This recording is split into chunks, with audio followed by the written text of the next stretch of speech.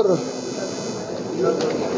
लोकसभा में प्रतिपक्ष के नेता श्रीमान राहुल जी गांधी ने ये कहा है कि हिंदू हिंसक है,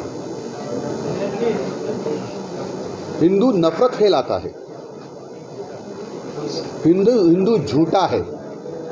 और उसके पहले कहा था हिंदू जो मंदिरों में जाते हैं वो लड़कियां छेड़ने जाते, पूजा करने नहीं जाते हैं।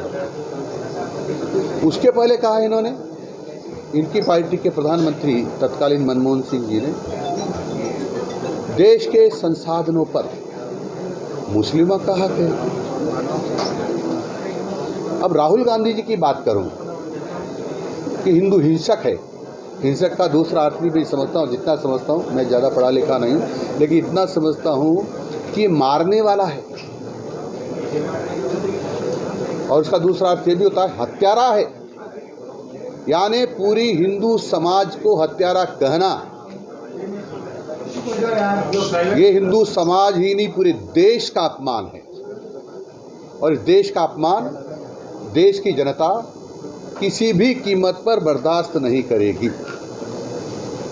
और देश की जनता है इसका बदला लेगी, छोड़ेगी नहीं, ये मैं गारंटी देता हूँ। यदि कोई कांग्रेसी ये कहता है कि मैं हिंदू हूँ लेकिन हिंसक नहीं होता हिंदू, या मैं हिंसक नहीं हूँ, तो इसमें थोड़ी भी इंसानियत बची है, थोड़ा भी उसके मन में हिंदुत्व के प्रति, हिंदू के प्रति, इस देश के प्रति और देशवासियों के प्रति सम्मान का भाव बचा है, तो चाहे बीजेपी में आए कि ना आए, लेकिन कांग्रेस को तो छोड़ ही देना चाहिए, क्योंकि ये हिंदुओं की यानी देश की विरोधी पार्टी है जिस प्रकार की चर्चा कर रही है। और इन्होंने तो संविधान की हत्या की थी, आप सब लोग को जानकारी, 25 जून को संविधान की हत्या की थी। और अब संविधान का बहाना लेकर कूद रहे हैं। 1975 में 25 जून 1975 को इमरजेंसी लगाई। इमरजेंसी क्यों लगाई? क्योंकि माननीय इलाहाबाद हाई कोर्ट का जो फैसला था उस सुप्रीम कोर्ट ने बहाल रखा कि जो तत्कालीन वहाँ के एमपी थी श्रीमती इंदिरा गांधी, उसने गलत तरीक़े से चुनाव जीता है, उसको प्रधानमंत्री रहने का भी कोई हक नहीं था, हालांकि कोर्ट ने कहा था रह सकते हैं। कई कांग्रेसियों ने कहा था कि आपको प्रधानमंत्री पद छोड़ देना चाहिए, फिर भी उनको जची नहीं, तो उन्होंने फखरुद्दीन अली तत्कालीन राष्ट्रपति से दस्तखत करा के और आपातकाल लगा दिया और उस समय के यानी संविधान को निलंबित कर दिया।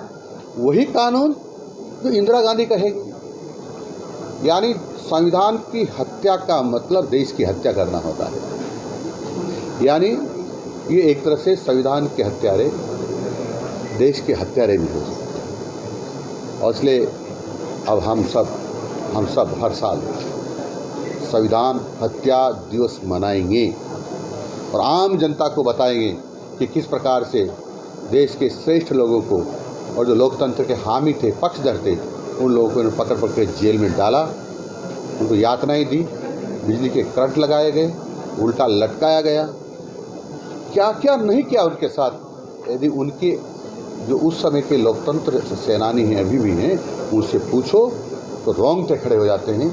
क्या इंसान भी इंसान को इस प्रकार की यातनाएं दे सकता है क्या? यानी यातनाएं देने वाले भी जानवर बन गए और उन्होंने जिस प्रकार से यातनाएं दी वो इंसान तो नहीं दे सकता था, कोई राक्षसी था जिसने इस प्रकार की यातनाएं दी।